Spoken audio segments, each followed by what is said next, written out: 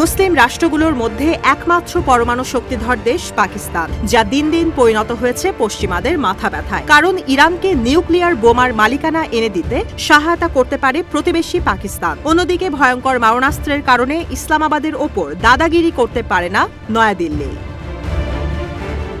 এমন পরিস্থিতিতে বোমা হামলার মাধ্যমে পাকিস্তানের পরমাণু কর্মসূচি ধ্বংসের পরিকল্পনা করছে যুক্তরাষ্ট্র। সঙ্গে রয়েছে ভারত ও ইসরায়েল। এমনটাই দাবি করেছেন পাকিস্তানের সাবেক কূটনীতিক আব্দুল বাসিত। ভারতীয় গণমাধ্যম ইন্ডিয়া.com-এর প্রতিবেদনে উঠে এসেছে এই তথ্য।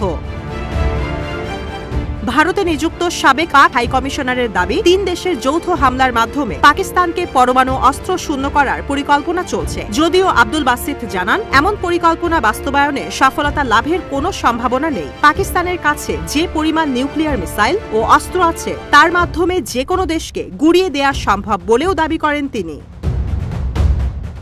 ইরানের পরমাণু অস্ত্র তৈরি কার্যক্রমে বারবার বাধা তৈরি করেছে ইসরায়েল ও তার পশ্চিমা মিত্র যুক্তরাষ্ট্র। হত্যা করা হয়েছে প্রকল্পের সঙ্গে সংশ্লিষ্ট বিজ্ঞানীদের। চালানো হয়েছে স্টাক্সনেট ও ফ্লেম ম্যালওয়্যার ভাইরাস দিয়ে সাইবার হামলা। তবে অকুতোভয় ইরানিদের দমিয়ে রাখতে না পারায় দেশটির পরমাণু স্থাপনায় বারবার বোমা হামলার হুমকি দিয়ে যাচ্ছে ট্রাম্প প্রশাসন। এর আগে 1980-র দশকে মধ্যপ্রাচ্যে একচ্ছত্র আধিপত্য প্রতিষ্ঠার লক্ষ্যে বিদ্যুৎ গতিতে এগিয়ে যাচ্ছিল সাদ্দাম হোসেনের ইরাক, যা থামানোর জন্য উঠে পড়ে লাগে ইসরায়েল। এক পর্যায়ে 1981 সালে ইরাকের ওসিরাকে দেশটির পরমাণু স্থাপনায় হামলা চালিয়ে বোমা বানানোর কর্মসূচি ধ্বংস করে গোয়েন্দা সংস্থা মোসাদ।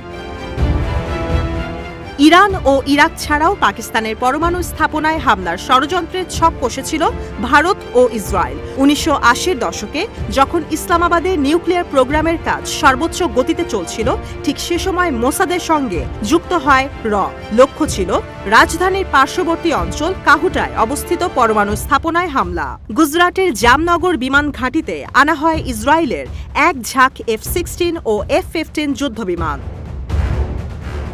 তবে 1982 সালে ওয়াশিংটন পোস্ট ও এবিসি নিউজে উঠে আসে অপারেশনের তথ্য। এতে হামলা থেকে বিরত থাকতে ইসরায়েল ও ভারতের ওপর চাপ বাড়ায় যুক্তরাষ্ট্র।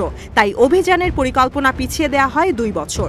প্রখ্যাত মার্কিন সাংবাদিক আদ্রিয়ান লেভির দাবি, 1984 সালে দ্বিতীয়বারের মতো হামলার পরিকল্পনা চূড়ান্ত করা হয়, যা অনুমোদন দেন তৎকালীন ভারতীয় প্রধানমন্ত্রী ইন্দিরা গান্ধী।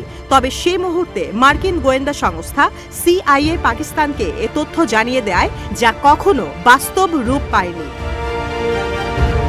ডোনাল্ড ট্রাম্পের মার্কিন মসনদে প্রত্যাবর্তনের পর পাকিস্তানে আবারও হামলার গুঞ্জন চাউর হয়েছে। ইতোমধ্যে পাকিস্তানি নাগরিকদের যুক্তরাষ্ট্র ভ্রমণে নিষেধাজ্ঞার পরিকল্পনা তুলে ধরেছেন মার্কিন প্রেসিডেন্ট, যা ইঙ্গিত দিচ্ছে তলানিতে থাকা 2 দেশের সম্পর্কের অবস্থান।